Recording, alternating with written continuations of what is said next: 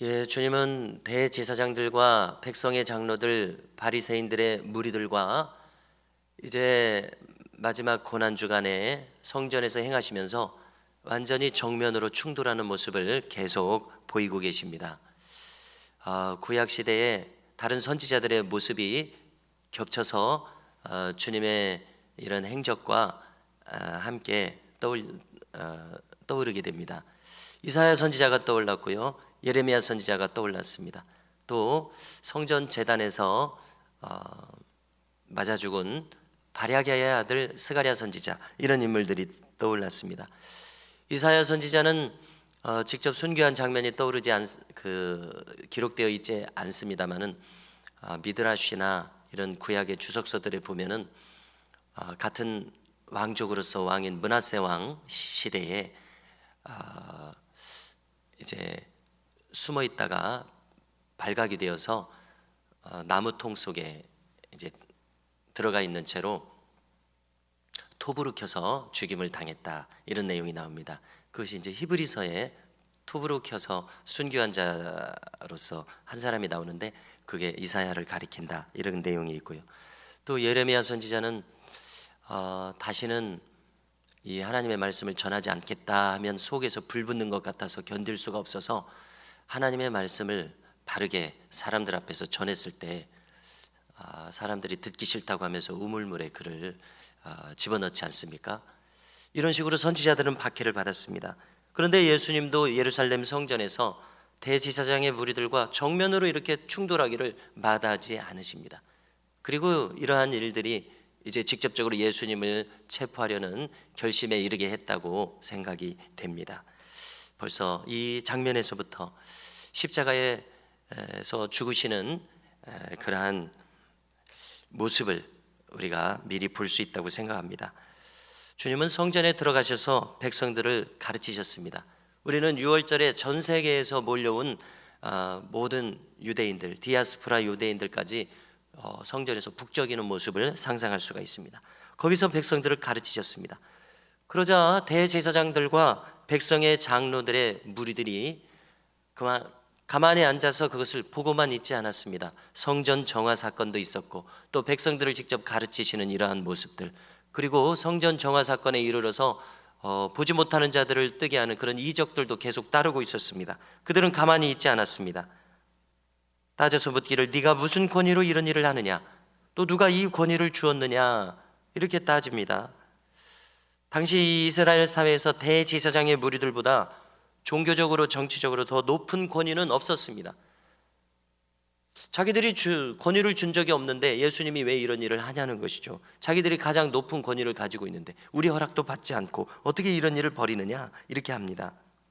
그들이 바로 종교와 행정의 최고 의결 기구인 산헤드린 공회를 구성하고 있었기 때문에 그렇습니다. 빌라도와 같은 그런 총독의 그 행정권을 제외하고는 그들이 아직 어느 정도의 자치권을 부여받은 최고의 그 행정권, 종교적인 권위, 그것을 가지고 있었습니다. 그래서 예수님에 대해서 사실상 이렇게 말한 것입니다. 너는 제사장도 아니다, 바리새인도 아니다, 서기관도 아니다. 너는 학문이 없는 목수에 불과하다. 네가 무엇을 안다고 이 모든 일들을 벌이느냐? 너에게 권위를 준 자가 누구냐? 너는 자격이 없는 자로다. 이 모든 일을 그만두라. 사실상 이렇게 말한 것입니다. 그러자 주님이 어떻게 답하셨습니까? 24절에 보니까 자기에게 대해서 직접 답하시지 아니하고 세례 요한을 떠올리셨습니다. 세례 요한에 대해서 되물으셨습니다. 24절, 나도 한 말을 너희에게 물으리니 너희가 대답하면 나도 무슨 권위로 이런 일을 하는지 이르리라. 그리고 25절에서 그러면 세례 요한의 권위는 어디에서 온 것이냐, 역으로 질문하십니다. 25절 이하를 읽어드리겠습니다. 요한의 세례가 어디로부터 왔느냐? 하늘로부터냐? 사람으로부터냐? 그들이 서로 의논하여 이르되 만일 하늘로부터라면 어찌하여 그를 믿지 아니하였느냐 할 것이요, 만일 사람으로부터라면 모든 사람이 요한을 선지자로 여기니 백성이 무섭도다. 그래서 예수께 대답하여 이르되 우리가 알지 못하노라, 이렇게 대답했습니다. 대답을 한 것이 아니라 대답을 회피했습니다. 왜냐하면 너무나도 명백하게 백성들이 세례 요한을 따르고 있었기 때문에 그렇습니다. 그를 순교자로 인정하고 있었습니다. 한마디로 하나님으로부터 그에게 권위가 부여되었다고 모든 사람들이 다 그렇게 믿고 있었습니다. 그러니까 여기 지금 엄청난 무리들 앞에서 그냥 자기가 자의로 한 것이다 이렇게 말을 못하는 것입니다. 그렇게 말하고 싶어도요. 하나님의 선지자로 사람들이 다 인정하고 있었으니까요. 자기들도 하나님께서 인정하시는 선지자입니다 이렇게 말해야 되는데 또 그렇게 말하고 싶지도 않은 것입니다. 그러니까 모른다, 우리가 모른다, 판단할 수 없다, 회피하는 것입니다. 아무리 대제사장들의 높은 권위라도 세례요한을 무시할 수 없을 그 정도였기 때문에 그렇습니다. 이 지금 가득한 유대인들을 무시하는 억지 주장을 할 수가 없었기 때문에 그렇습니다. 주님의 질문은 외통수의 질문이 되어버렸습니다. 자, 그래서 그들은 이러지도 못하고 저러지도 못하는 이런 대답을 하신 것입니다. 그러자 주님도 답하십니다. 27절에서 나도 무슨 권위로 이런 일을 하는지 너희에게 이르지 아니하리라. 나도 대답하지 않겠다. 주님의 대답은 정당한 대답이시죠. 그들도 답을 안 했으니까요. 주님도 대답 안 하셔도 됩니다. 이렇게 주님은 놀라운 지혜로서 말씀하십니다. 그리고 이것은 사실상 세례 요한처럼 나도 하늘로부터 이 권위를 받아서 한다 그런 답변을 하신 것이나 마찬가지입니다. 지혜를 창조하신 창조주이신 주님의 지혜를 어찌 대제사장의 무리들인들 당할 수가 있겠습니까? 주님이 행하시는 생명의 역사, 이 메시아의 역사를 아무리 부인한들 부인할 수가 없었습니다. 이어서 주님은 비유를 하나 베푸십니다. 완악한 그들의 마음을 비유한 비유이셨습니다. 정작 그 메시아를 거절하는 그들의 완악함을 꾸짖는 비유였습니다. 자, 28절부터 포도원의 두 아들의 비유가 나오죠. 또 뿐만 아닙니다. 내일 본문인 33절부터도 또 다른 비유를 이야기하십니다. 포도원 농부의 비유입니다. 이 비유들 모두 무슨 뜻을 가집니까? 바로 이 앞에 있는 대제사장들과 바리새인들의 무리들이 너무나도 완악하고 하나님을 계속해서 불순종하고 있다, 그것을 직접 꼬집기 위해서 하시는 비유들이었습니다. 한마디로 말해서 주님의 눈에 그들은 완전히 인본주의에 빠져 있습니다. 하나님과 무관한 자들이 되었습니다. 사람의 전통과 그 사람이 만든 조직으로서 하나님보다 위에 올라가 앉아 있다는 것입니다. 이것이 예수님이 말씀하시는 요점입니다. 자, 여기까지 보았을 때 저는 도스토옙스키의 카라마조프가의 형제들에 보면은 대신문관이라는 장이 하나 나옵니다. 오늘 펼쳐지는 장면과 비슷합니다. 거기서 이런 이야기를 하는데요, 고위 성직자로서 16세기에 스페인의 종교 재판이 횡행하고 있었습니다. 그 종교 재판관들, 그들 자체가 법이었습니다. 그래서 무고한 자들도 신문하여 화형에 처하는 그런 역사가 있지 않았습니까? 자, 그런데 그 스페인 세비야의 종교 재판이 펼쳐지는 그 광장 한가운데에 예수님이 재림하셔서 나타납니다. 상상의 이야기죠. 대신문관은 예수님을 체포하게 합니다. 그래서 지하 감옥에 가둡니다. 그리고 예수님에게 다가가서 이야기합니다. 예수님이 40일 동안 광야에서 시험 받으신 장면을 이야기하면서 그 명예욕과 물질욕과 이러한 모든 것들을 인간이란 이러한 것들에 굴복하지 않을 수 없다, 이런 이야기를 하면서 예수님 앞에서 설교를 하면서 우리가 사람들을 다스리는 이러한 권위를 만들었다. 자기들의 이 종교 재판소가 그렇다는 것이죠. 사람들이 살아갈 수 있는 하나의 틀이 되고 있다. 이런 논리로 예수님에게 별말을 다 하는 것입니다. 그래서 요점은 무엇이냐면 자기들이 세운 조직으로서 대종들을 만족시키고 있는데 왜 와서 재림해서 혼란을 주고 있느냐. 당신을 화형시키겠다, 이렇게 말합니다. 대범하게 예수님 앞에서 이렇게 말하는 겁니다.